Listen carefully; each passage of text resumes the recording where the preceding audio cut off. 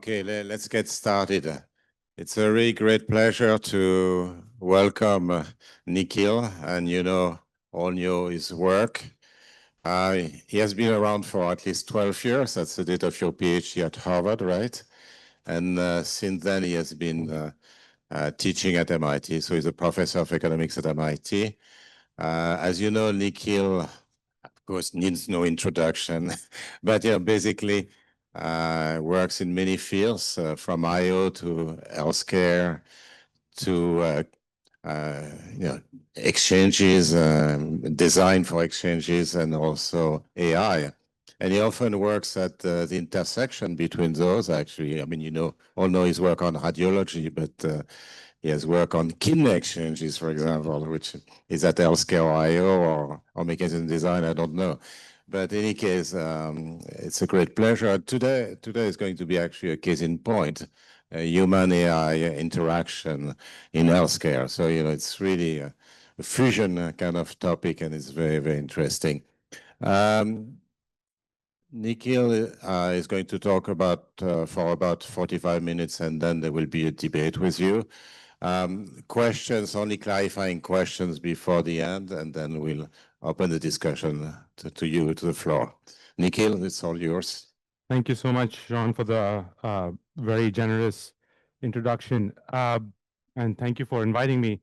Laurent said yesterday that he was not sure whether he should add some fluff to the keynote. I thought you were supposed to add some fluff, so there'll be like 2 slides of fluff in the beginning, a slide or 2 of fluff in the end, and everything's going to be high level. So I don't know. I took a different strategy. Hopefully it works out. All right. So there's a lot of development in AI, and there's a lot of excitement in using AI in healthcare. And there are like a whole host of different applications, and they're very different from each other. So you can think about clinical decision support. That's a very common area that you think about: diagnostic and treatment recommendations, operational efficiency, triage in ER, for example, where to send a patient to, drug discovery, and new kinds of applications that you might not have imagined earlier, like virtual assistants or virtual physicians. And there's a lot of interest in a broad range of fields in how AI will be integrated into healthcare. In medicine, obviously, there's going to be interest in there. The CS groups have been really at the forefront of developing these tools. And economists have started thinking about this as well. And often they're thinking about AI versus human, or how to deploy it in the organization, and what are the potential ways in which humans would interact with AI tools. And although these applications are very different in many dimensions, in terms of what the human's doing, how much the human's doing, etc., a lot of them have some component of classification involved in it.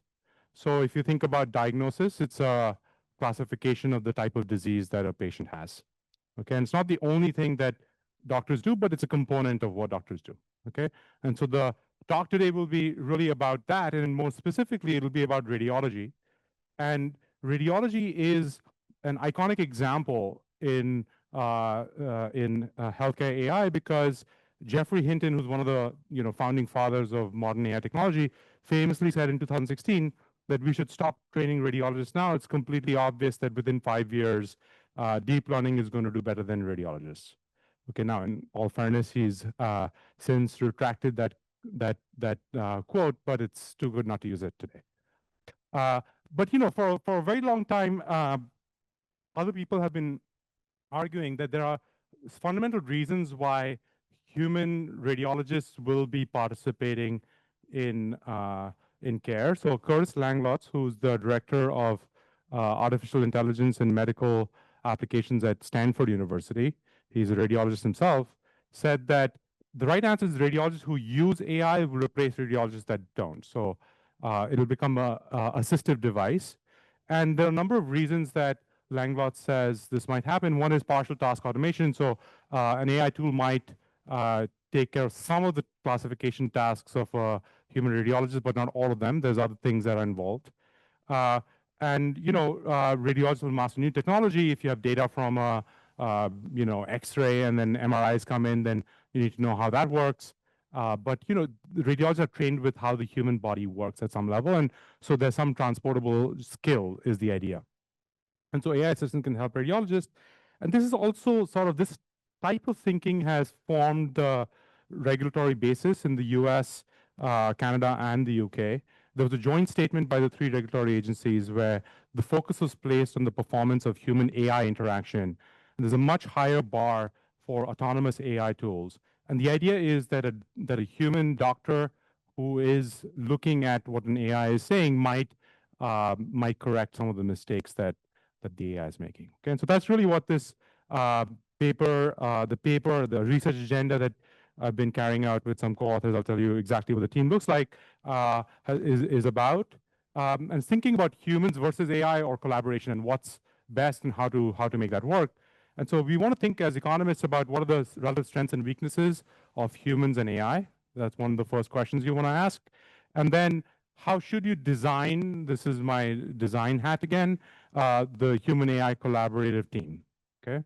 And I want to think about a decision-making model of a human and see how that might interact with AI tools. And so some of the potential strengths that humans might have in diagnostic imaging in radiology is that radiologists can see not only the image, but they'll also have access to the clinical history, which has a higher bar for HIPAA clearance for privacy reasons. And so most diagnostic imaging tools do not use clinical history. So there'll be some non-systematic information that's helpful for our research purposes because we can toggle that, but you can imagine that your doctor might know something or might get some impressions from an interaction with you that is hard to put into a AI tool. Second, the doctors can diagnose the long tail potentially because there's some relatively rare diseases where there are not a lot of examples, and so the AI tool might not do well, and maybe the doctors could do better because they have a medical understanding of how things work. And doctors don't see nearly as many cases as the AI tools do. So we run an experiment in which the AI tool used more than 200,000 cases. And so we'll think about how to design the human AI collaboration. And a key component in that is how does a doctor take the input from the AI and incorporate it with their own information, coming up with beliefs. And that's what we'll go after. And so this is joint work, and the fluff wasn't their responsibility. So I'm putting their name up now. This is joint work with my colleague Tobias Salz at MIT, Alex Moring, who is a grad student at MIT Sloan, and Pranav Rajpurkar, who's at Harvard Medical School and is a CS professor. And with them and collaborators at Mount Sinai, Stanford Hospital, and Windbrain, and 3 radiology companies in the US where we hired radiologists from, we ran what is to date the largest experiment on radiologists' use of AI. So it's 227 radiologists that are going to, on average, diagnose about 90 cases using chest X-rays. And there's going to be AI assistance from Chexpert, where it is an AI tool that is, Pranav is a key developer of that tool. And in about 2021, when we were developing this research project, when we started this project, it was the leading tool on Stanford's leaderboard of chest X-ray tools, and many similar tools have come out since. And so at a high level, there's going to be a 2x2 design where we'll vary AI assistance and availability of clinical history. I'll tell you a lot more details about how the experiment exactly runs. And so we will report on results from that. We've produced a few papers from that. So most of the talk today is going to focus on a higher level summary of the first main paper, which designs the experiments and reports on it. It's still not published. It's about how should human and AI collaboration be designed.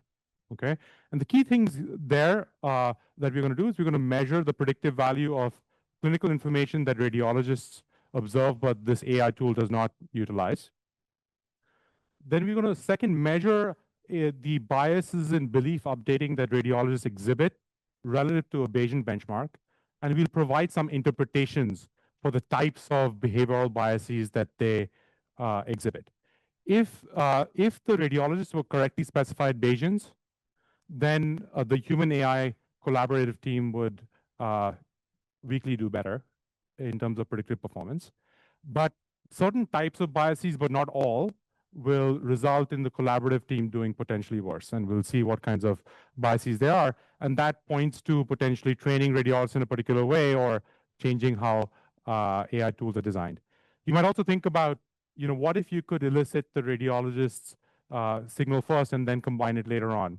That would also get to the Bayesian benchmark if done correctly. So we'll show you what that Bayesian benchmark also looks like. But that has some other issues like strategic reporting by the radiologist and so on. So we're not going to completely analyze that problem.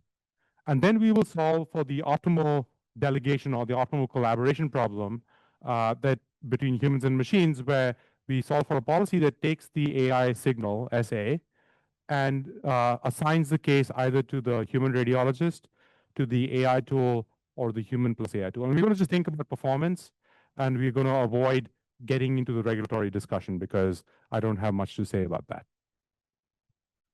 And then using the same data set, we did a couple of other things which I'll tell you about as well. The first is a paper that came out in a medical journal last year. You might think that there's some types of radiologists that are going to benefit or do better with AI tools and some others that don't. Is AI going to make the worst radiologists better, for example? And we'll address that question. Or can you predict which radiologists are going to do better, and maybe that informs policy in some way? And second, papers and proceedings paper that discusses this issue about whether humans are better in the long tail, and how has that comparative advantage changed with the evolution of AI technology since 2021. And finally, the data set that we're using in this study has now been made public. Last year, it came out in Scientific Data. So if you're interested in using it, you're welcome to download it and run your own analyses with it. Okay. Okay, so let me get into the experimental design first. I'll spend a little bit of time here to clarify things, and then we'll get into the effects on predictive performance, and then we'll get into the types of biases in belief updating and the optimal delegation problem. I'll spend most of my time there, and then describe the two other analyses relatively briefly. At the end, are there any clarifying questions? Please do ask questions. It would be. I also get a little bit nervous if I'm talking too long. Okay. So let's get into the experimental design. So it's at a high level a 2x2 design. The first dimension is whether or not the radiologist has access to AI predictions. Okay, and I'll tell you what that prediction looks like, how it was generated. And the second is whether they have access to clinical history. There is a third treatment dimension because economists like incentivized experiments, and so we did that. And substantial. These are radiologists that we hired for the purpose of the experiment. We paid them a piece rate of about $10 a case, and so the incentives are on the order of about 20%, and the incentives don't seem to matter in terms of any of the results. So I'm not going to talk about that.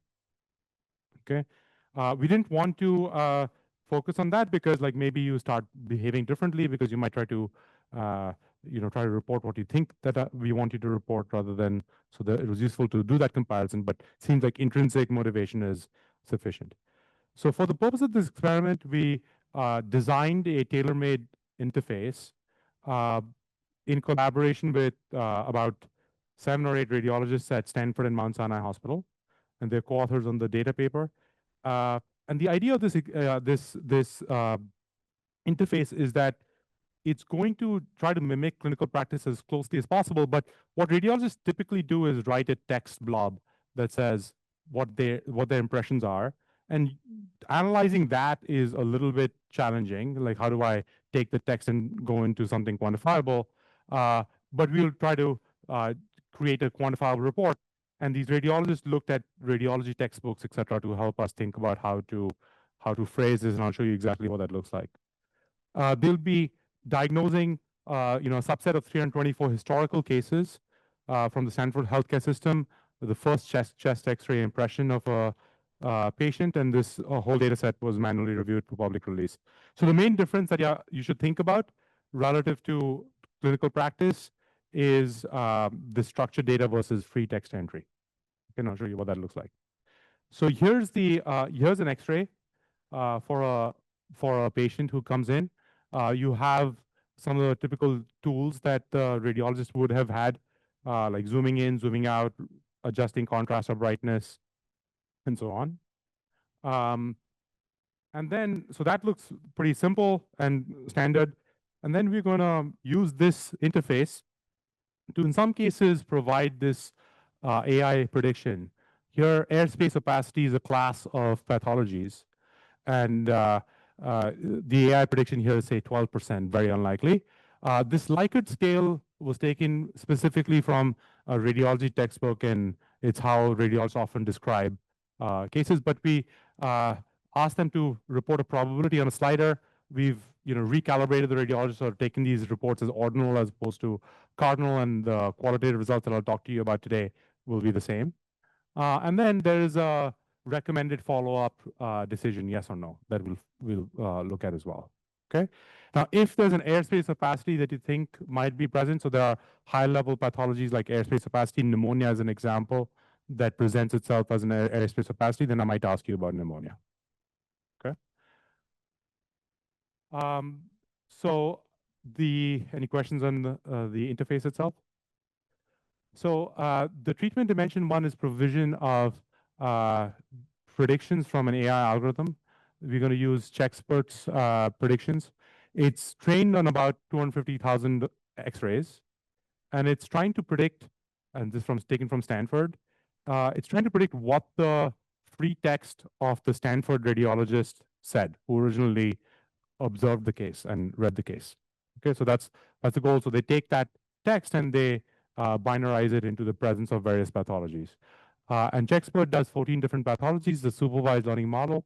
We explained to the radiologist how this tool was trained at a high level, and then there are details available for the interested subject experimental participant. And we explained that the score is calibrated. We check comprehension questions about the score being calibrated. We present example cases, 50 example cases with the X-ray and so on before. So there's lots of training that goes on to try to make sure that they understand the treatment.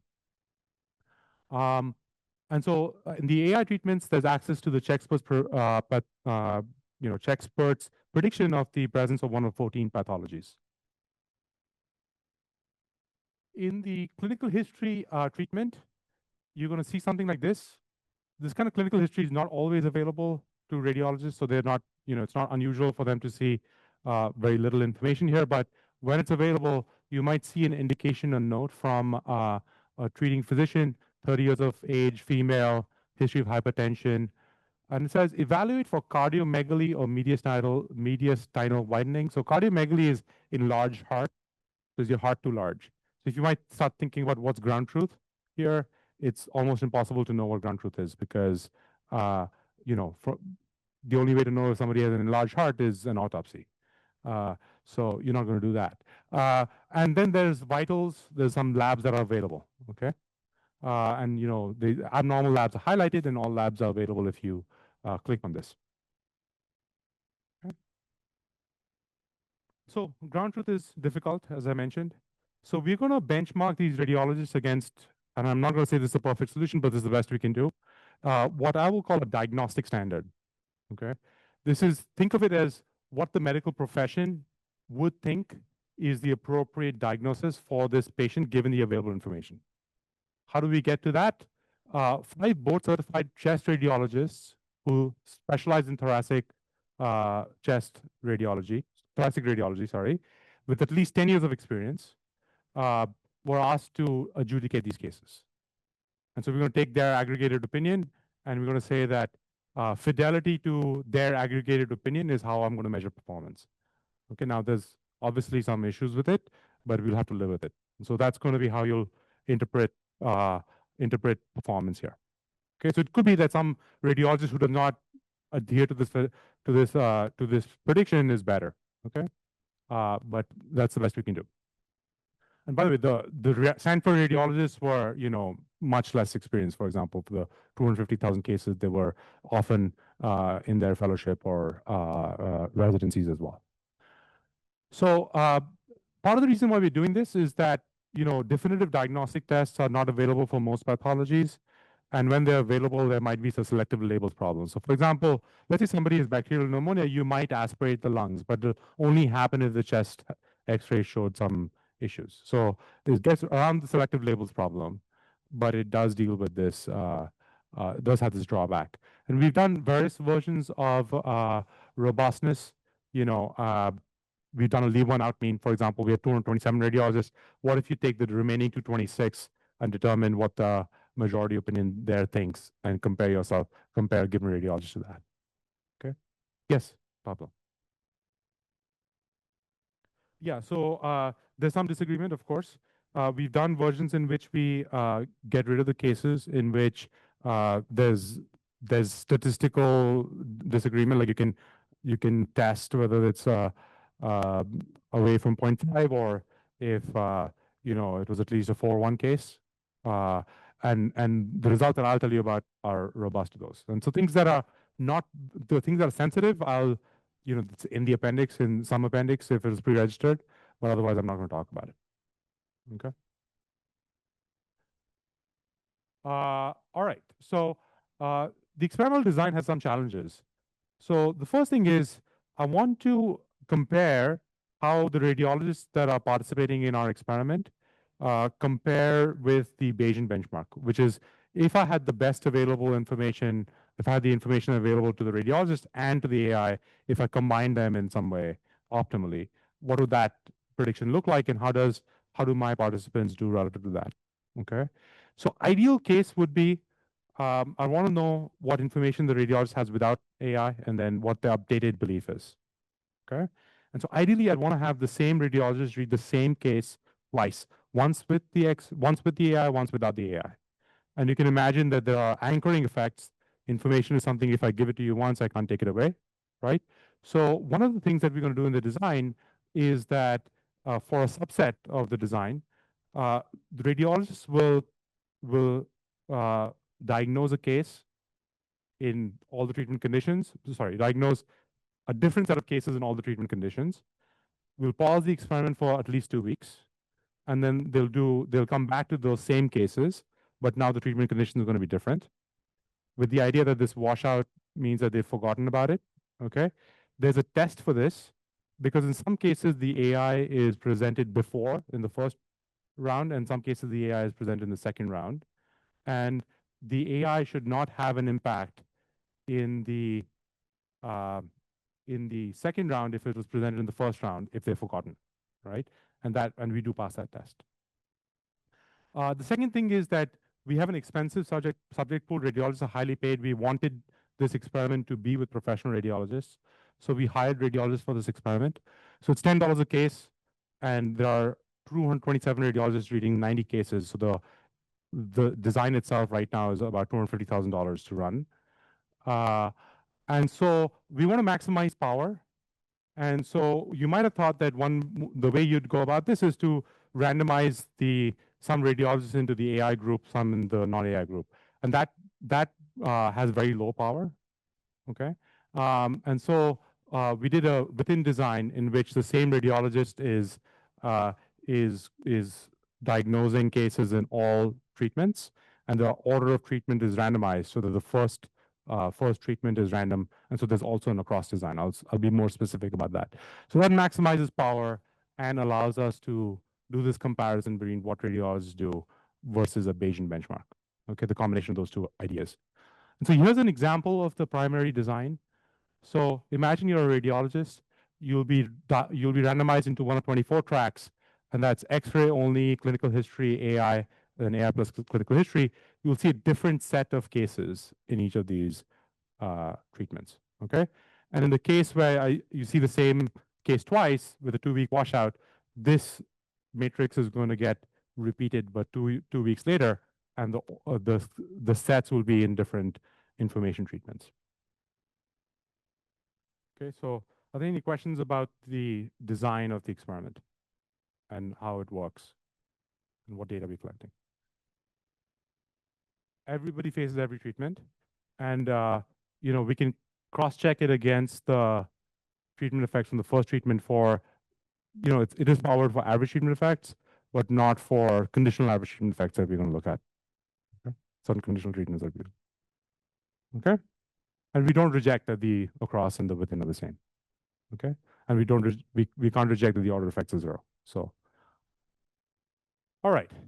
So the first result I want to show you is just a histogram of the performance of the radiologists against the AI. So let's look at the AU ROC, and I want to show you what the AU ROC is in a second. So this is, again, a graph you've seen before, and I didn't tell you about it, so this is a good time to tell you about it. So on the horizontal axis, you've got the false positive rate, and on the vertical axis, you've got the true positive rate. Okay? So for a given false positive rate, so this is a case that somebody didn't have pneumonia, but he called it pneumonia. You want to maximize the true positive rate, finding the true cases of pneumonia, right? And so you can think of this as the production possibilities frontier between these two metrics, okay? And the area, so this goes from 0 to 1. The area under this can be at most 1, okay? But higher the area, the better your production possibilities frontier, okay? And a random, if you just randomly guessed, you'd get to the 45-degree line and you'd get to an AU ROC of 50%, okay? These dots are some of the radiologists that, so in CS, it's very common to do a small number of radiologists. So in this study, this is from the Chexpert study, there were 3 Stanford radiologists that they compared against, and they were at or below the ROC curve, okay? So the first metric that you can look at is this AU ROC. So each data point is a radiologist, and this is the histogram of the AURC for the radiologist on experimental sample. And the AI is at about the 78th percentile. So more than about 2/3 of the radiologists, sorry, 3/4 of the radiologists would do better just following the AI recommendation. Okay. So this is the AURC without AI compared to the AI tool. Okay. And the root mean square error has a similar takeaway. So now let's look at what happens when I take the treatments and I look at predicted performance. Yes.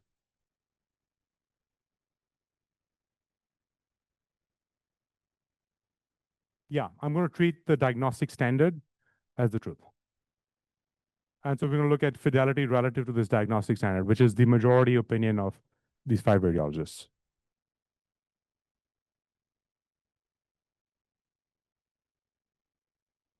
Yes, if I had settings where there was a ground truth that I could observe ex post. Sorry? I don't know how to answer that question without having a data set with ground truth, right? So actually having realistic ground truth is relatively rare, especially in diagnostics. So one case in which, I've thought about, and there's a project in progress that I feel like I have a better ground truth, much better, is lung cancer. So cancer is something that if you don't treat it, ultimately you'll see whether the person had lung cancer, right? And then you can go back to the scan and see if there was lung cancer and it was missed, right? But even then, there's some labeling bias because you'll only go back in these data sets, you only go back to the cases that were ultimately found to be lung cancer. You see what I'm saying? So it's a little bit hard. And in most cases, you can imagine that there's some selection or some issues like that. This is the best we can do here. Okay. There are theoretical results and other studies where this kind of diagnostic standard does seem to have high diagnosticity, better than an individual radiologist, even better than AI. And this is the standard in computer science, but I agree that there's a limitation here. Okay, so what is the treatment effect on the deviation from the ground truth of these different treatments? The first, so this is from a regression, cluster standard errors, and so on, 2-way. So if I look at the AI group, the group that got AI, the average treatment effect, the deviation from the diagnostic standard, the absolute value of the difference between your output and the diagnostic standard is basically 0. If I give you clinical history, then the deviation falls, so the radiologists do better. And there's no interaction effect of the two. Okay, so this is the first hint that radiologists are not incorporating AI assistance appropriately, because if 2/3 of the radiologists just follow the AI recommendation, they do better. Okay, are they not looking at the AI at all? No, they are. I can look at the deviation from the AI prediction that the radiologist puts in. And in the AI group, their prediction goes closer to the AI prediction. Okay. Not so in the clinical history group, and there's no interaction effect. So it's not that they're ignoring the AI, but they're not using it right. What's going on? I can look at the conditional average treatment effect or the deviation from the AI as a function of the AI prediction. So here I've taken the AI prediction and grouped this into 5 groups, 0 to 20%, 20 to 40%, and so on. And I've got the treatment effect on the deviation from the AI. So negative numbers are good. So if your conditional average treatment effect is negative, it means that you're doing a better job. A lot of the cases are in the first 3, most of the cases are in the first 3 bins, because the AI relatively rarely produces predictions here. Okay, so the standard errors in the last 2 bins are a bit larger. But what you see is that when the AI thinks that the case is negative, or is quite confident the case is negative, the radiologists seem to do better by getting closer to the ground truth. Okay, when the AI is less sure, by the way, the average prevalence is about 23%. So you can think of 23%, any number above 23% as being a positive update from the perspective of the information that's available. So when the AI says between 20% and 60%, the deviation from the diagnostic standard increases. So when the AI is uncertain or slightly gives you a positive signal, then the humans tend to increase their update and move further away from the ground truth. Okay, this is robust to the types of deviation that I told you earlier, right? The variations in the exercise I told you earlier. So this is a clear violation of Bayesian updating with correctly specified beliefs, because a correctly specified Bayesian can never do worse conditional on the signal that they observe. Okay. So you can look at this also in various different ways. You can look at what happens to the final treatment recommendation. The pattern is very similar. It just seems to be the case that when the AI tells you between 20 and 60%, humans do a bit worse. So what's going on? And so in particular, what kinds of biases in belief updating are they exhibiting? Now, it's not possible, at least I don't know how to. If you know how to, I'd be excited to think about all possible types of deviations from Bayesian updating. So what we're going to think about is a specific subclass of biases from Bayesian updating. Okay. So this is the posterior log odds ratio. Okay. And the odds ratio, which says what's the probability that the case is 1 versus 0, given the AI signal and the expert signal, or the human signal. Okay. And the odds ratio is the relevant thing to look at, because the odds ratio is higher than the relative cost of false positives and false negatives, then you should diagnose the case as positive. And if the odds ratio is less, you should diagnose the case as negative. So in other words, if, for example, a missed case of pneumonia is really harmful for the patient, but when you suspect pneumonia and giving them antibiotics, even though there are some externalities, it does not harm the patient that much, you might say that, okay, I'm going to diagnose the case as positive for bacterial pneumonia, even if the probability is about 30%. It's not, the 50% cutoff is not the right one, because you think that the cost of treating the patient is not as high, even if they don't have the disease. So the odds ratio is the relevant thing to look at. So if I look at the odds ratio, there are 2 pieces to think about. What's the prior odds ratio, which is in K, which is without any information? Then let's update it given the exports information. And then let's update it again given the AI information, conditional on omega 1 versus 0, given the expert signal. Okay, so the expert and the AI might have overlapping information or overlapping impressions of the X-ray. In some sense, they have the same information.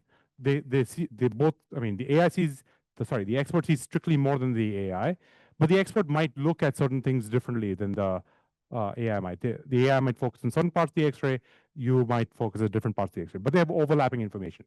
So you need to account for that when you think about the right updating. And if B is 1, then you're Bayesian with correct beliefs.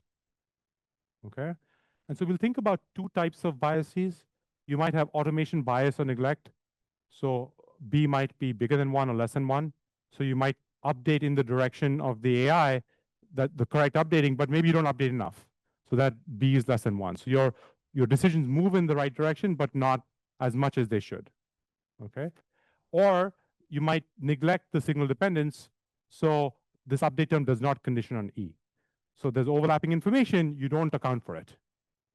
You act as if the AI information and your own information are independent in some sense, conditional on the ground truth, conditional on omega. And so in the paper, and I won't go through the details of this, there's a piece of theoretical analysis, very simple, like just to make a point, that shows that if only automation neglect is at play, so B is less than 1 and there are no other biases, then it must be the case that AI assistance improves radiologists' predictions. Okay? And if there's signal dependence neglect, then there's an orthogonal direction because there's overlapping information.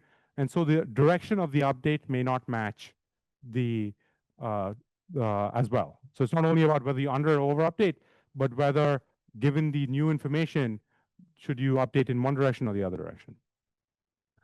And so the optimal delegation problem is going to be sensitive to the type of behavioral bias people have. Okay, so if, for example, you cannot get the human signal first and then combine it ex post, and only automation neglect is at play, then you can just give the AI to the human and they'll be fine. But our experiment's already refuting that. And then, we do some structural estimation of the model. It requires some solving of some challenges to try to estimate the empirical analog of that equation that I showed you in this empirical setting. So we estimate it and then we select between different models. And what we find is that there are two types of biases. The first is that there's a little bit of automation neglect, that humans don't update enough. They overweight their own information relative to the AI. And second, they act as if there's no overlapping information, even though there is. They were told that the AI has the image and only the image. There was a comprehension question about that. They know they have the image. They understand that there should be overlapping information. They were given example cases, but they act as if these things do not have overlapping information. This echoes some of the results that have been found in lab settings in a much more controlled environment of correlation neglect, for example, by Enke and Zimmerman. And that's in a normal model, but correlation is not a sufficient statistic. In multidimensional cases, now you have to think about the direction of updating and so on. So it seems like that bias is important in explaining our results. In fact, you can mimic the pattern. You can reproduce the pattern of the conditional average treatment effects that I showed you earlier under the selected model, but not under the other alternative models. So the potential gains from this collaboration are going to get cut by these biases. We'll think about what the optimal collaboration looks like, but you can see that maybe you need to train humans to understand this a bit better. Maybe they learn over time. Our experiment was still relatively short-lived, but it seems like the presumption that humans are going to correct the FDA and UK agencies, Canada and UK agencies, that presumption that the humans are going to correct these mistakes may not be right, and therefore the lower regulatory threshold for assistive devices may not be appropriate. So we want to then solve the optimal delegation problem. So we'll think about taking as a function of the AI information, should the case be assigned to the human, to the AI tool, or the human plus AI? And in doing this, we have to weigh different factors. So the first thing is you'd want to have a decision loss in dollars. So you are going to have some misdiagnoses based on which modality you use. And so you want to convert that into dollars. We can estimate the decision loss in equivalent units of false negatives, because we see at what probability threshold do radiologists typically go from a positive to a negative case. So that reveal preference exercise tells you the relative cost of false negatives and false positives, so that you can convert that based on reveal preferences. but then you have to convert that into dollars. So that requires a parameter m, which we don't know. So I'm going to give you answers under a range of parameters m. Humans, our radiologists take about 4 minutes, 2.5 minutes a case to read them. And, we pay them about $10. So whenever I give the case to a radiologist, I have to incur about $10. The AI, providing AI makes them a little bit slower, 4% slower. So it's not substantial. Okay, it's more information. You might have thought they'd go faster, but they don't. They go a little bit slower, if anything. So that's about $10 per cost of effort. And then we can think about what's the frontier as a function of M. Okay. And so here's what the delegation solution looks like in terms of the proportion of cases that are assigned to humans and AI. On the left, I've got a Bayesian. Okay. So for a Bayesian human, they're going to update correctly. It's always better to give them AI if you're going to give them AI. If there's going to be, if the human's involved, it's always better to give them AI. The question is whether I should automate or simply or give it to the human. Okay. If the cost of false negatives is really low, so it's $1 per case, there's no point. You can just automate everything. As you increase the proportion of cases that are given to human plus AI increases, ties we are breaking in favor of the AI here. So some cases the Bayesian is not adding much information. And so ultimately about if the humans correctly incorporated the AI information, half of the cases you could imagine if the cost of false negatives is $10,000, that's relatively high, would be assigned to Bayesian humans. But our humans are not Bayesians. What happens in the case where if you take the data, we're not using the model anymore, we're just going to go back to the original data. What happens with the delegation solution if humans are involved? As the cost of false negative increases, humans get involved, but humans almost never get involved with AI.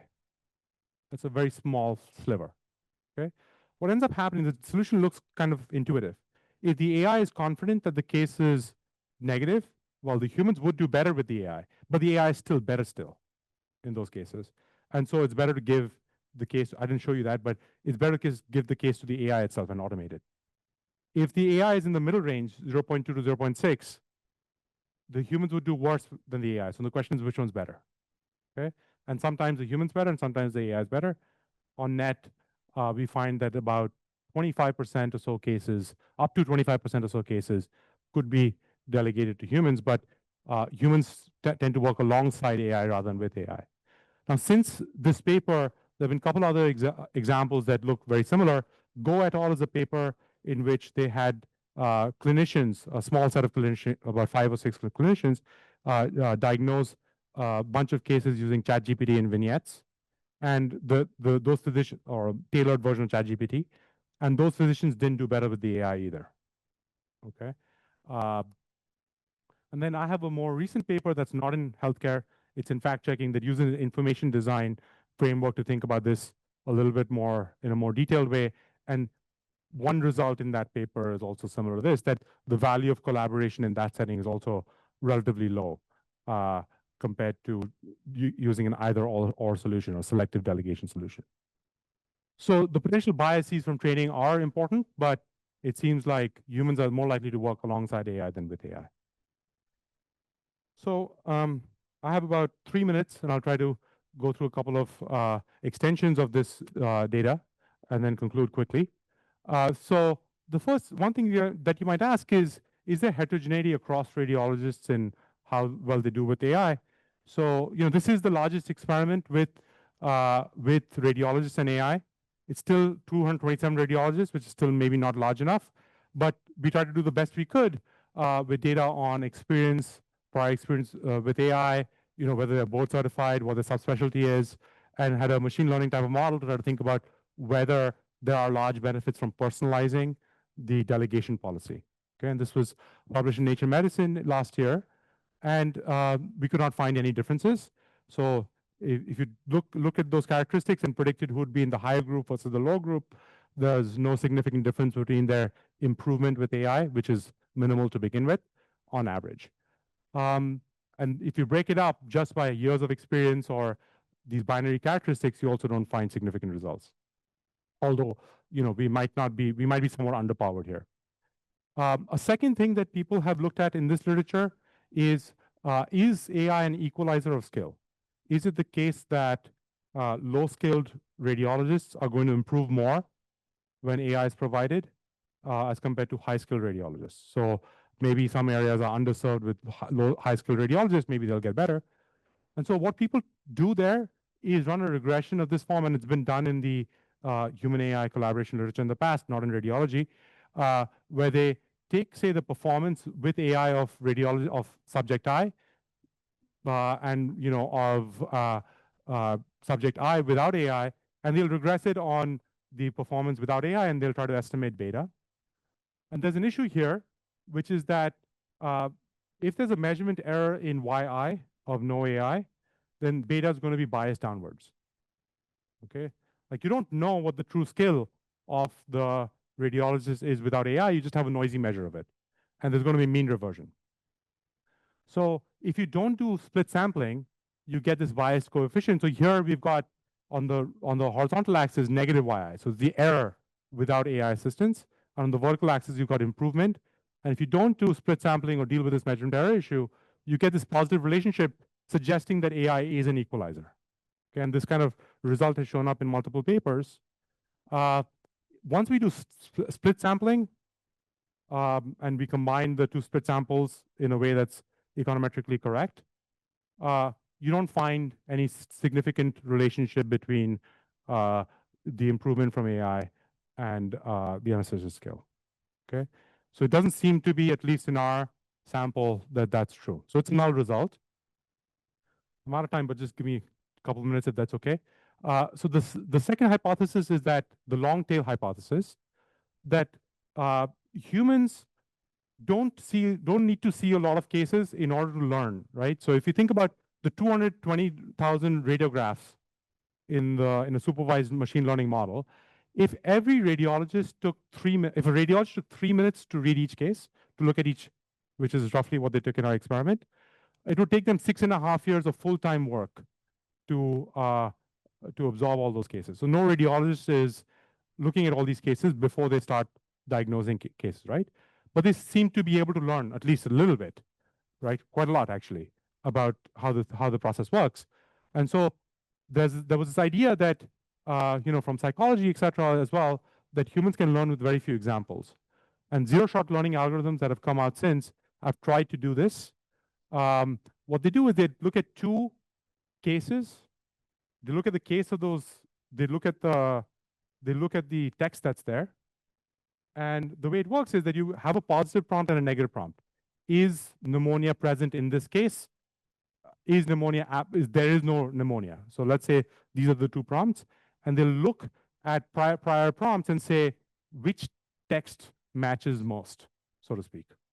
Okay, and then you can diagnose the case as positive or negative that way, and does not require any understanding of label data on what's pneumonia or not pneumonia. It's kind of like magic.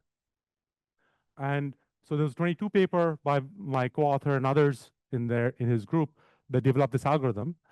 And if I look at different types of diseases, some diseases have very low prevalence, some diseases have very high prevalence. You think that humans would do better on the low prevalence diseases, okay, by this long tail hypothesis. So it's indeed true that if I look at a supervised algorithm like CheckSpurt, the higher concordance is better. Radiologists do better than CheckSpurt a little bit. Okay, I mean, there's some sampling issues and sample noise, but as the prevalence goes up, CheckSpurt's performance goes up a lot. It's a supervised learning algorithm. Check0, which is a zero-shot learning algorithm, does not require lots of cases, and it has pretty high performance throughout. So it seems like the modern AI technology is starting to eat at that advantage as well. And if you look at the cumulative share of cases in the long tail, so here's a CDF of the prevalence of various pathologies ordered by whether CheckSpurt can diagnose it and then by prevalence. And CheckSpurt can diagnose about 55% of pathologies, positive cases, and then the 45% is in the long tail, so to speak. There are lots of different pathologies that have low prevalence. So CheckSpurt matches Check0. The supervised algorithm matches Check0 for those cases, and the human radiologists seem to be somewhat lower. All right, I'm going to conclude now. So we found that biased belief updating seems to undercut human AI collaboration. And AI capabilities seem to conclude. So it's somewhat of a negative message on human AI collaboration. It seems like delegation is more likely. But I think that there are potential other examples. This was a classification task. The AI is trying to do the same task that the humans trying to do. In healthcare, humans and AI tools do very different things. If you just think about diagnosis versus treatment or interaction with patients, very different tasks. There could be complementarities there. And I think there's similar lessons to be had beyond healthcare as well. Yeah. Thank you, and sorry for going over time.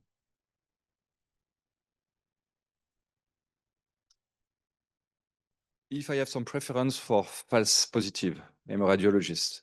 And I guess AI algorithm has a difference than mine. It has the average maybe of the population. I am different. So necessarily everybody is going to be non-Bayesian. No, so the AI gives you a calibrated assessment and we check for calibration.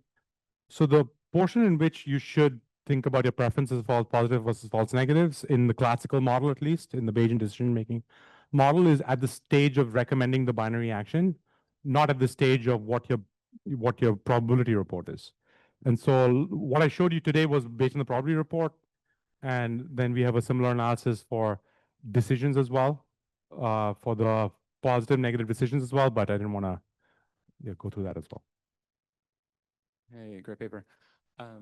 So we're measuring everything against these super experienced radiologists, but your sample is mostly these pretty inexperienced radiologists. It's a broad range, actually. Okay, that's because you've found that the more experienced ones don't really seem to come close to the truth, which is these very experienced ones, right? I'm sort of wondering if there's some tension between that. Sorry, result. so the more experienced ones don't improve more with the AI. That was What the I'm result. saying is your ground truth is these very experienced ones, right? And so you would imagine that the more experienced ones within your sample are closer to this That is true. truth. That is true. But you don't see that. No, I do see that. Okay. So what I showed you was that the improvement from the AI is not correlated with experience. I see, but the baseline Yeah. level. Okay, I understand. Thanks.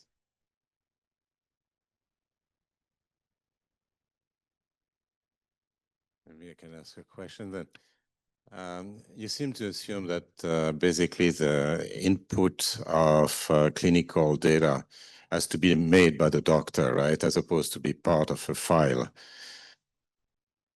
Privacy, is that just possible just to have an automated system where so you eliminate the two biases you are talking about in that way? Right. So in the clinical history, the clinical history data was not used to train the AI algorithm. And in radiology, it's difficult because you have to go through HIPAA and so on. So it's not quite we're not looking at the input stage. The input is given, right? And we're thinking about whether the radiologists use that input efficiently or not in this paper. And I have the ability in radiology, because radiologists don't really interact with patients, to toggle this kind of information, contextual information. In a clinical setting, it would be hard to do that. So I was just trying to make an analogy with clinical settings, but I was not trying to say that. But it could be better to mix it. Absolutely. I completely agree that using all of the data in the file would be better. But the question is, then the boundary of what the human sees or does is changing. I have a question on the cognitive style of doctors in that case. Just as an analogy, if I have to write an introduction for my paper, and I know I can choose ChatGPT, I could look at several situations, one in which I first try an introduction myself, and then I get ChatGPT to work on it, or I start with ChatGPT and I correct what ChatGPT does, etc. I mean, doctors must be the same. Right. So, I agree with you that intrinsic motivation means that they want to get things right, but at the same time that might change their cognitive style. Do you have any evidence on that? No, so we decided not. That was like the order of which way we decided not to add that as an arm. It was already expensive, and we didn't. In some pilots, it wasn't super powered, and so I don't have any formal evidence to speak to that. We decided to focus on not thinking about that dimension.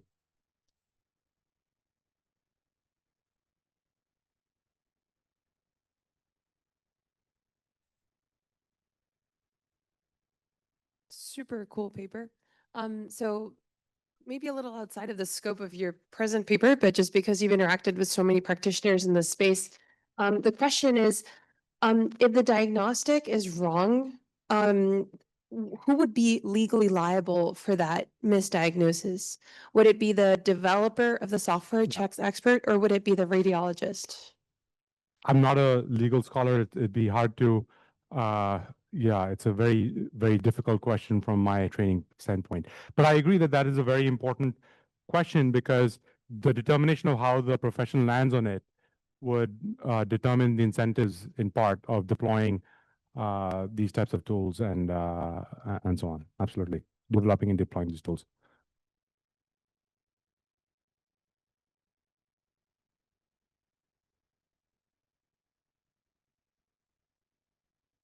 Thank you.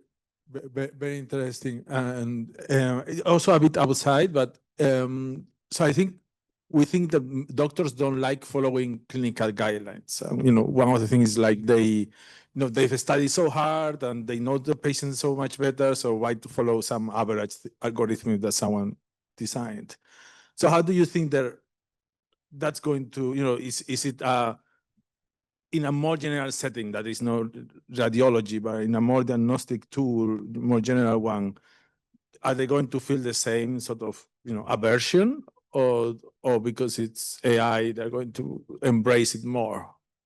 So basically, I'm trying to embrace some parallelism between clinical guidelines and AI. I'm not sure. I mean, it interacts with the previous question about malpractice, and if you don't follow the clinical guidelines, if you are liable for malpractice or not. If the case goes really wrong. So there are many different types of things going on. The radiologists are taught in their training are taught to try to mimic what their attending physician thinks is right. Kind of like your PhD advisor might shape your preferences over what to do. So it's kind of like that, and so it's similar in that sense.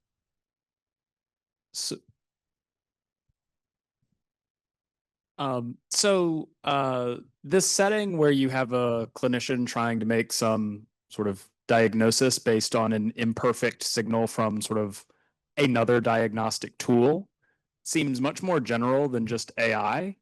Doctors run a test and it's inconclusive. What do you do? And so I'm wondering, like, what do you think in here is sort of specific to AI, and what's, related to that more general problem? Well, the possibility of automation or thinking about whether this information should be provided to the clinician or not is unique to the AI setting. Although, yes, some biases in belief updating might be relevant for other diagnostic decisions as well. But I don't think those considerations come up on the delegation side. Thanks, Ecole. I guess one question is, are there settings in which you think these like learning biases are lower? So settings perhaps where like doctors are used to working in teams, like triage nurses, ER doctors, PCPs working with radiologists, and what kind of factors do you think will shape that? It's again, like, I think this is a relatively, especially in the context where there's relatively new evidence on this. There are a couple of things I've seen, like Fornato and Lacaraju have a paper, and then the Go et al. Paper that I mentioned. They all seem to suggest that it's not, assistance is not perfect, does not work perfectly. And sometimes the AI beats the human, according to the metrics. And so that all goes into some sense in which I think that it's not working perfectly. Is it the same delegation solution or not? I don't know. There'd be more work that needs to be done on that dimension. So about training the AI, so you had radiologists of different experience in that 250,000 samples. So did you consider training on the subsample of very experienced radiologists that would be sort of your ground truth? So we didn't do any training. That AI tool was taken from a previous study, right, from CheckSpert study. And the best I can tell you about that is that there was a Stanford leaderboard that had, quite a few, like many dozens of submissions from, the private sector teams, academic teams, etc. And, at the time that we looked at, there were like 45 or so algorithms out there, and this was in the leaderboard of the top 5 algorithms. So it was doing pretty well, whatever it was doing.